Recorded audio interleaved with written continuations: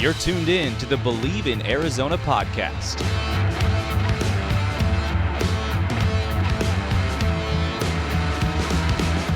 Hello, Bear Down Believers, and welcome into the show. Welcome into Arizona Stadium, what I'm calling the scene of the crime today, after a 49-7 ASU win in the Territorial Cup here at Arizona Stadium. Plenty of questions now for the Wildcats following an extremely disappointing 4-8 campaign. We'll talk about it here for the next 20 minutes before they turn the lights out on me out here in Tucson. But before then, I want to remind you to please like and subscribe to the show on Spotify, Apple Podcasts, TuneIn, or wherever you get your podcasts. And all these videos will be posted on my YouTube page at Matt_Reynoldsson. Of course, this is your instant reaction to Arizona's 49-7 Territorial Cup loss to ASU. And this one was quite disappointing and left plenty of questions surrounding head coach Brent Brennan's future, the future of this staff, the future of this roster. And I want to go through a few headlines first before we get into the stats and figures and hear from the head coach himself after this really, really disappointing effort out there. Really, kind of the overall theme of this one was the fact that ASU came out and did exactly what it expected to do in this game and then let its foot off the gas.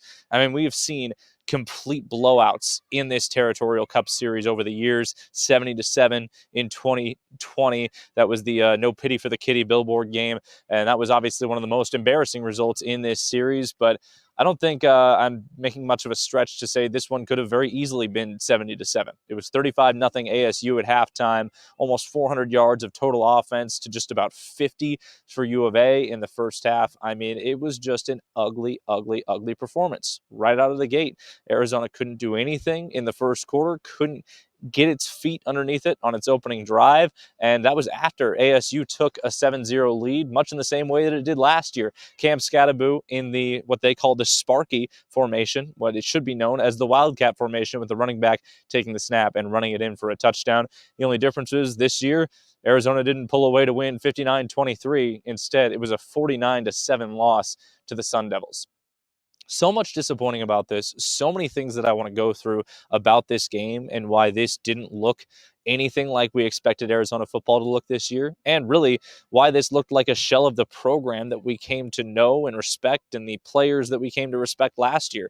But before that, I just want to go over kind of the overarching theme of this one, and it's, does Brent Brennan deserve a second year with this program?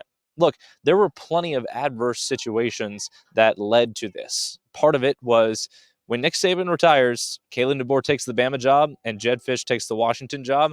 All of that happens in late January. And look, Alabama's having its most disappointing season since probably 2009.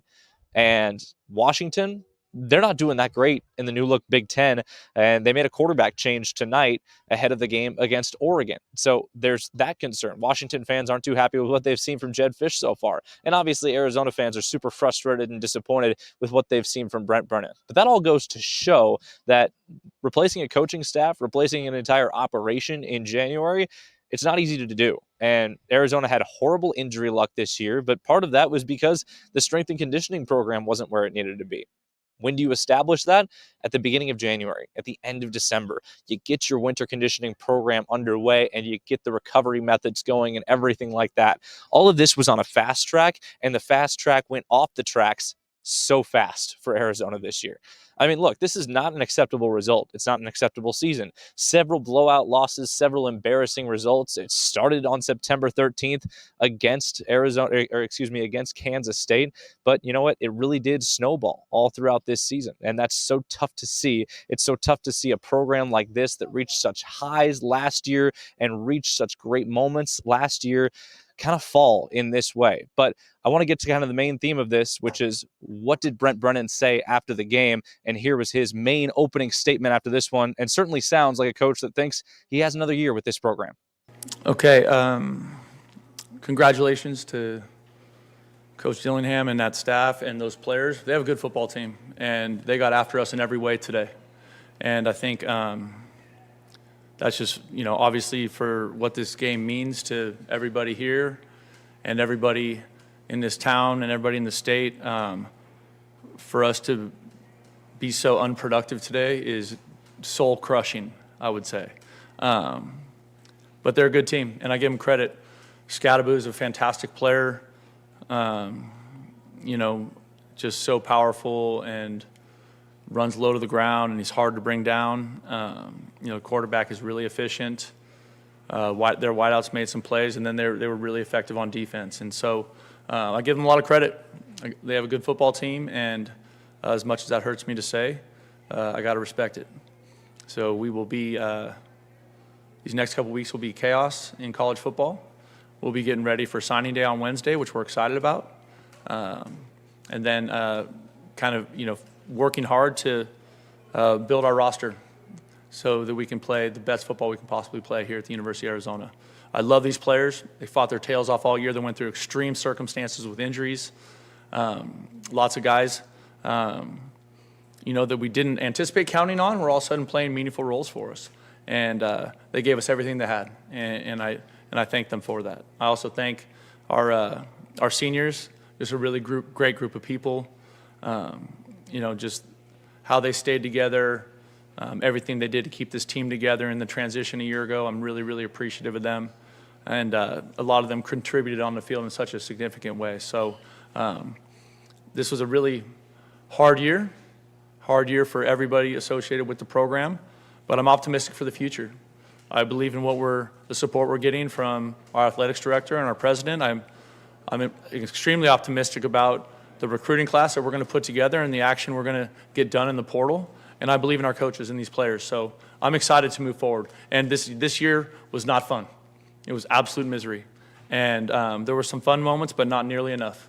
And I feel bad because I feel like I let down these players. I feel like I let down this community. And I feel like I let down this university. And so, this thing starts with me looking in the mirror and doing a hardcore evaluation of the choices and the decisions I made, and then building that out with our entire program, every step of the way. The evaluation process begins. So, bear down. All right, so head coach Brent Brennan said quite a lot there, and a lot that made it seem like he believes he deserves another year with this program. Look, 4-8 was super disappointing for everybody. Obviously, losing 8 of its last 9 games of the season, that is something extremely concerning. The lone win coming 2 weeks ago over Houston on a Friday night game in which the Wildcats kind of looked back to where they were initially, or back to at least where they were at their best this season, which was a late September win over what was then a top 10 Utah team.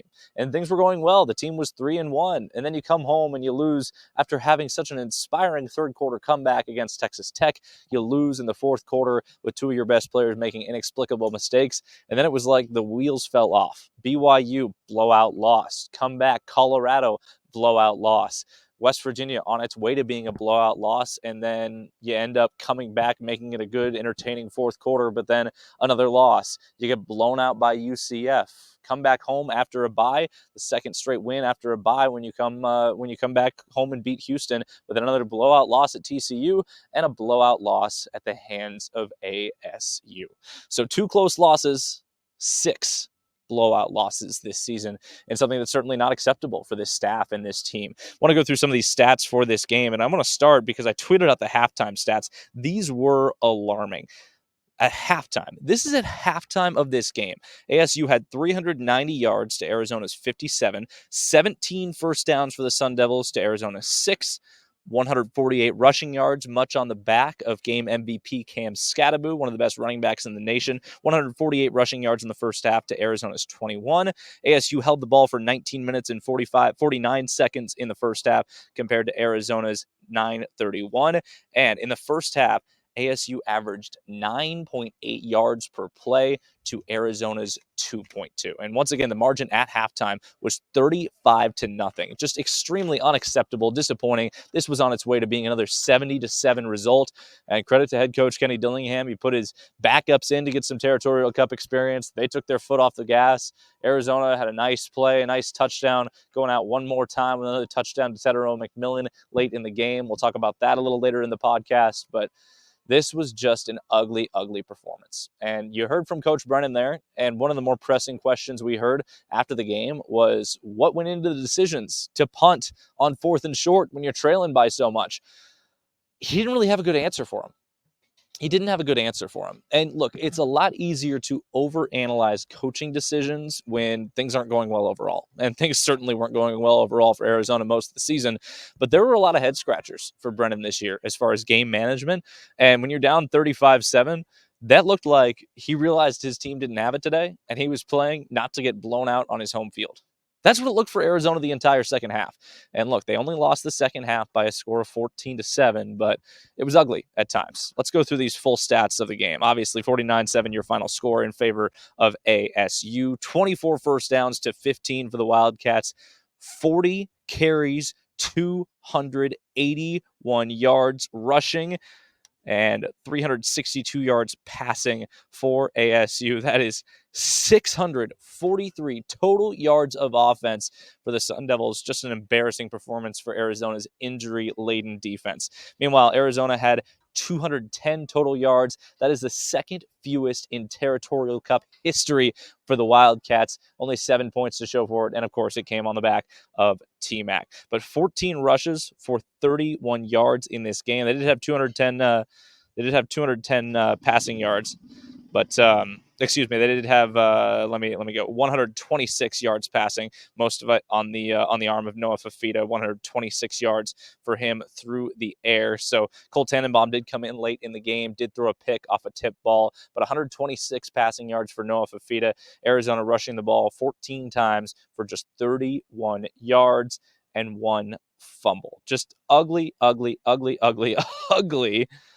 Yeah, no, sorry. That was the 27 rushes for 84 yards, 14 for 31 overall passing with one interception. Just ugly football. That is just unacceptable to see on this stage with this rivalry. And I saw a clip on Fox Sports of Chuck Cecil, firing up the players before the game, and he was yelling with Owen Goss and hit his forehead against Owen Goss's helmet and got a little blood blister right on his forehead right there. And Chuck Cecil bleeding for the team before the game. We know he bleeds red and blue, but the team showed absolutely none of that fire throughout the game. And that's so disappointing to see if you're a Wildcat fan, because you want the Territorial Cup to mean as much to the players, to mean as much to everybody involved with this program as it does to you.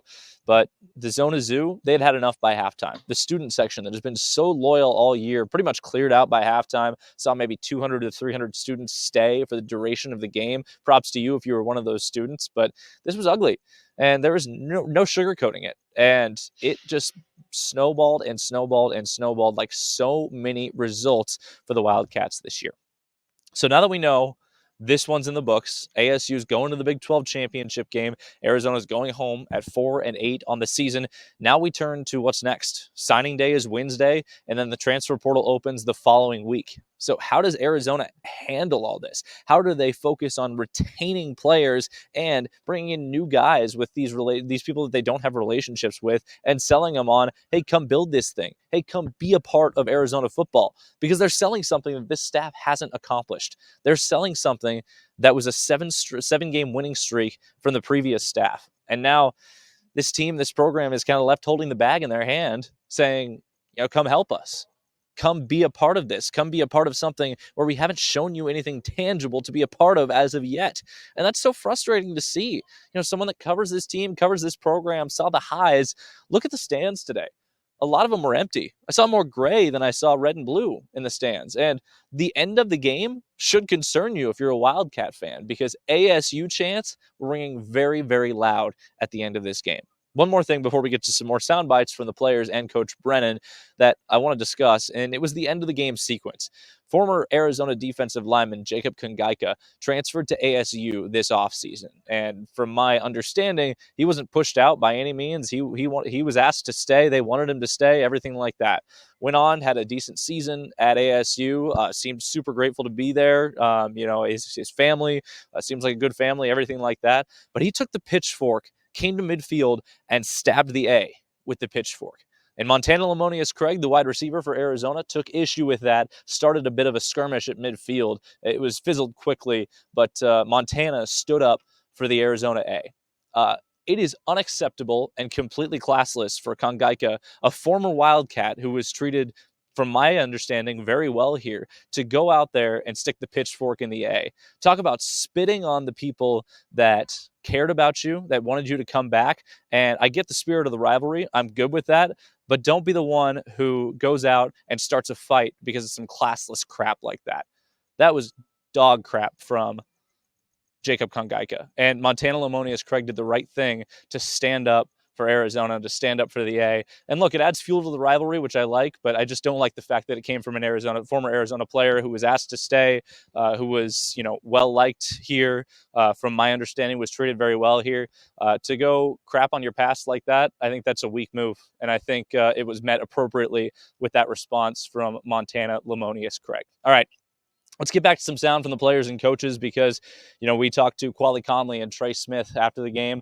Obviously, they were disappointed with the output, disappointed with the effort. Here are some things they had to say after this one, and just a tough effort at Arizona Stadium.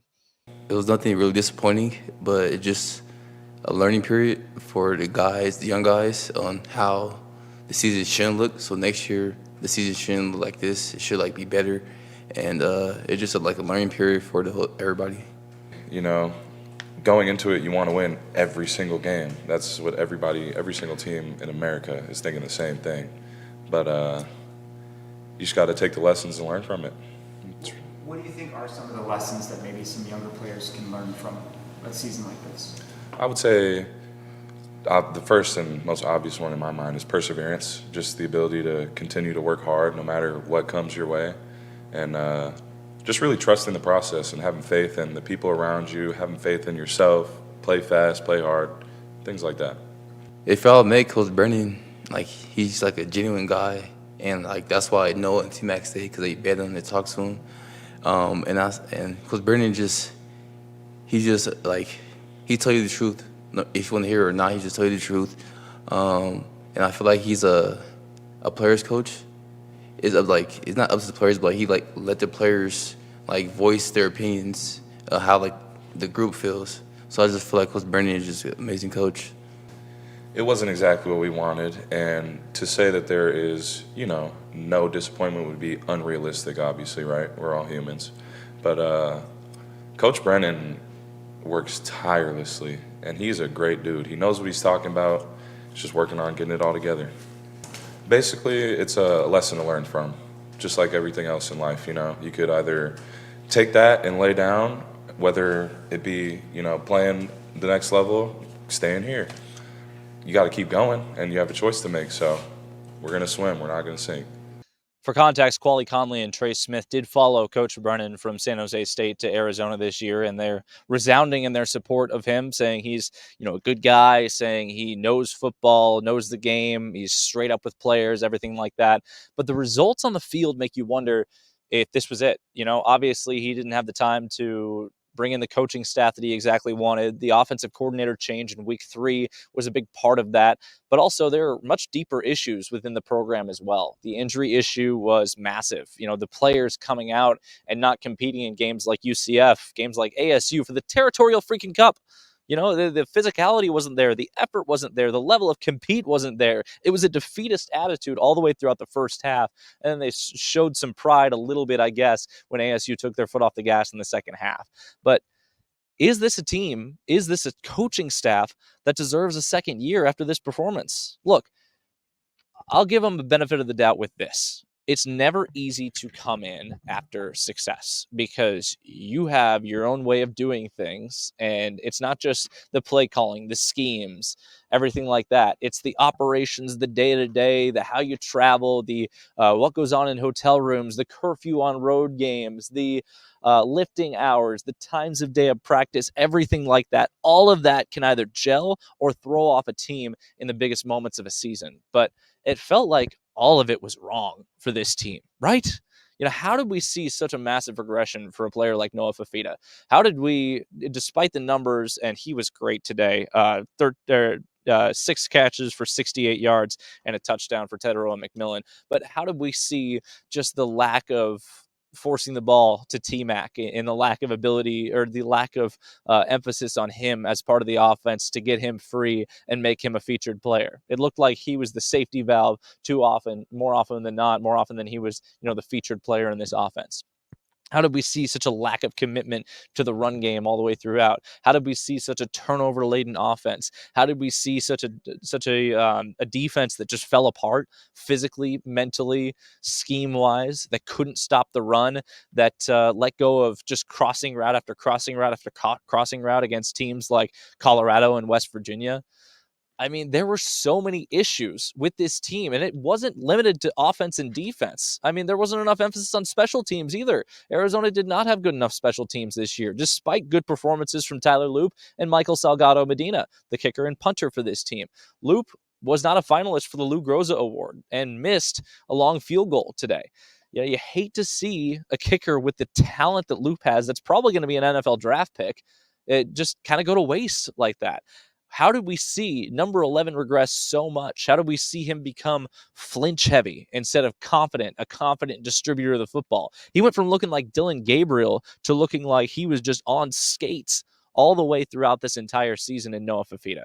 And it was just frustrating to see. And we didn't hear from him in the post-game press conference today for really the first time all season. And it makes you wonder if number 11 is going to stay in red and blue. I don't know. I don't have any inside information on that, but it's worth speculating about considering he wasn't there for the post-game press conference. We know this is number 4's last game in red and blue. It's just tough to see this wonderful operation fall apart like this. And it can't all be Jedfish. It's not all Jedfish.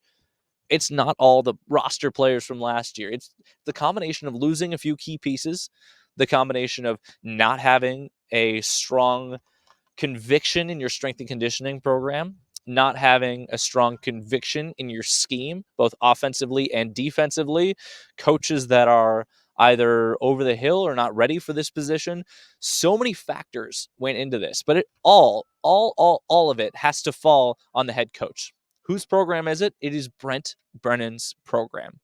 And there are a lot of good excuses, a lot of great excuses, frankly, for why this didn't go the way that we all thought it would go. But at the end of the day, this falls on Coach Brennan's shoulders.